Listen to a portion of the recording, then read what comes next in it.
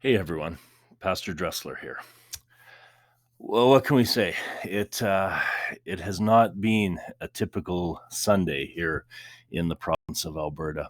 Um, you by now maybe have heard that there was a press conference by the government earlier today, and at that press conference, among other announcements that were made, they let me know that there will not be classes for in the province of Alberta for kindergarten to grade 12 students for this foreseeable future. They haven't given any sort of end date for that. This came as a real surprise to all of us. Even if you listen to that press conference, you'll say that they just made the decision in the last hour prior to it. On Friday, they had said it would be school as usual, so that's what we were preparing for, and we had let you know that, and we were as caught off guard as anyone. So we're just adjusting to this new reality as well. Well, what does this mean? What does it mean that that all classes have been canceled? Well, something that, again, I said this in the last video, but we need to get our minds wrapped around this is probably a long term thing. Don't think of this as a short term school closure, because it's not looking that way at all. It'll probably be at minimum a few weeks. It certainly could be a few months. They made note in the press conference it could go to the end of the school year. So we're dealing in uncharted waters here, and I know that's put everyone on edge, and it brings all kinds of questions to the surface, not just for you as parents, but for us as educators. We're wondering a lot of things too. But we need to wrap our minds around it, that this could be long term, and what does that mean? Uh, certainly we know it means that some events will be canceled. We were supposed to go on a junior high ski trip, and as late as this afternoon, we were still doing last minute preparations for that trip, which was supposed to start this Tuesday. Well, that's definitely canceled now. You may be wondering about the Vancouver Sun Run. The Sun Run itself was canceled, but we were still planning on taking that trip and going to Vancouver and doing our own run and seeing some of the other things that sites and such. Uh, that's definitely up in the air at this point. The sun run isn't until the middle of April, so it is a little ways away. But again, if what they're saying is correct, that this is going to be a long term break, very likely, then that sun run is somewhat in jeopardy as well. And let me say this to the students: we're really sorry about this. We're heartbroken too. A ton of time and effort has gone into planning these events, and we wanted to see them go forward. But really, we know we have no choice in the matter. If classes are canceled, then all school activity is suspended. There's really no option here in this. So we're as disappointed as you are.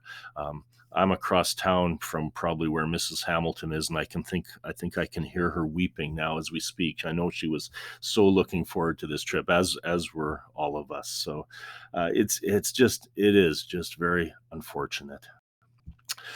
What else does it mean? Well, we as I discussed in the previous video, we need to look at how do we continue educating the students of the school now in a remote manner. Education doesn't stop, but certainly we have barricades in our way. The fact that the students aren't here with us. Um, I won't go into a lot of detail on this because I did that in the last video. If you didn't see the last video, please check it out. I'll try to remember to put a link under this YouTube video to that one. but it goes into a little bit more detail in general terms about how we'll use tools like Google Classroom to bring some of those that teaching to the students, and Seesaw and email and other ways. We still have to figure a lot of this out yet, but we will do what we can uh, under these very trying conditions. And let me say, please, please be patient with us. We beg you to be merciful during this time. Uh, None of us really are overly experienced in distance education. This is not something we are really trained to do. We are trained to teach students who are right in front of us, and we do that very well. So this is new territory for us, and no doubt there's going to be some bumps and stumbles along the way. And parents, please, we ask you to be patient with us during this time as we figure things out. What will work, what won't work, what's successful, what needs tweaking. It doesn't matter whether we're a first year teacher or a teacher who's been a veteran for a long time and ready to retire. This is new territory for all of us. So please, please be patient with us during this time as we figure this out. I will say this: we have an incredible staff here at SML, some of the best people I've ever worked with, and they are passionate about their job. They It's more than a job; it's a vocation, it's a calling, and they love teaching. And while this isn't what they really signed up for, I know that they'll rise to the occasion. They will find ways to continue to help your children learn, and it'll take a bit of time and some patience. But this staff can do it. If anyone can do it, this staff can, and I am very confident of that. Let's talk about some things. With the students not being here, of course, routine is going to be just thrown out the window, and that's unfortunate because so many kids thrive on routine. So parents, do what you can to help maintain some sort of routine. It's definitely going to be different than what they're used to, but they work better under routine, and they need it. They crave it.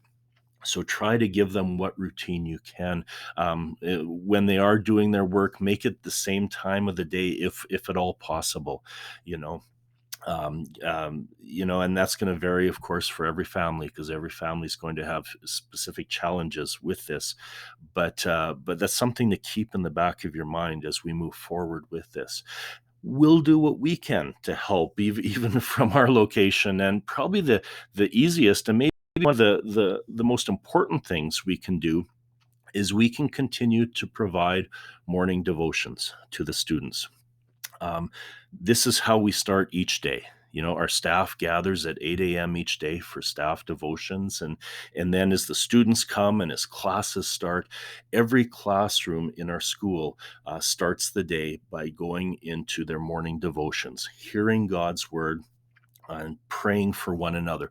There's no reason why we can't keep that as part of our routine. So here's what we're going to do to get the ball rolling.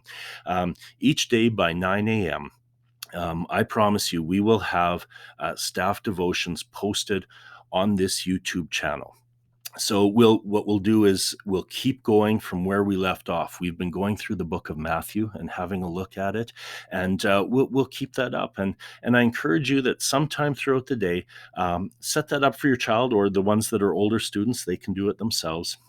They can find that YouTube channel and hear the morning devotion for the day. That way, we can continue to be fed and nourished by God's word, even though we're scattered all over the place. Especially in these trying times, we need God's word to help carry us through. And this is one way we can do it together. It's not the same as being together in a room, but we can do this. We can. The other day, well, actually today, it seems like a week ago, but this morning, Pastor Buck had a great children's devotion on sharing, not hoarding, as we've seen so much in the news and on Facebook, but thinking of our neighbor and sharing, and be it hand gel like he's holding there or other items. checking out in on your neighbor and making sure they're doing okay. And parents, I would encourage you to do that with one another. And to be honest, you're already doing it. I've noticed on the PAC Facebook page, parents offering to help one another out with, you know, does anyone need, help with childcare? I can lend a hand. What about resources? How can we help with resources? So that's so good to see. So good to see that our community coming together in a time like this, and I would encourage you to continue doing those things.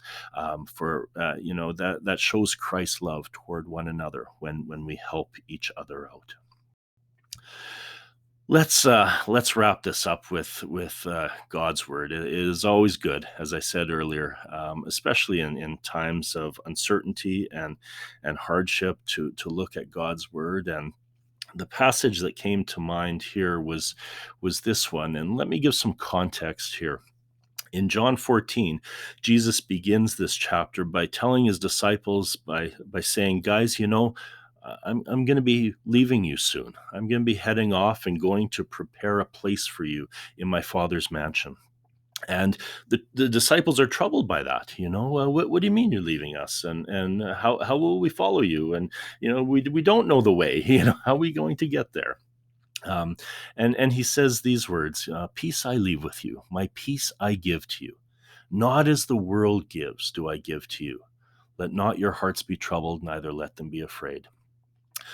So often when this passage is placed in a picture, it's often something like this. It's this serene setting, with a lake, like you're at the cottage, or it's the sun going down behind the trees and stuff. Maybe that's a bit of a false perception, because Jesus speaks these words to people who are troubled, people who are wondering about their future, people who are worried. He speaks those words to us today. And he says, it's going to be okay. Yes, this world is full of hardship. It's full of sin and uncertainty, but I've got you. I love you. I care for you. I died for you, and I've prepared a place for you in heaven. Let not your hearts be troubled. I leave my peace with you. So he gives us these comforting words amid these troubled times, and what a comfort it is to hear from the God of the universe, to hear that he loves and cares for us, and wants us to be peaceful in the midst of all the turmoil that can be around us. Well, amen. Well, let's keep in touch, okay? We'll keep posting. We'll keep updating you on things. Tomorrow, the staff will be meeting at 9 a.m. to put our heads together and to strategize about how we move forward. But let's keep in touch. Keep checking back. We'll be sending out emails. We'll be posting these YouTube videos, and we'll give you pictures like this, pictures of being surrounded by a room full of stuffies, because we need that in this time, don't we? God bless you. Take care. Let's keep in touch, guys.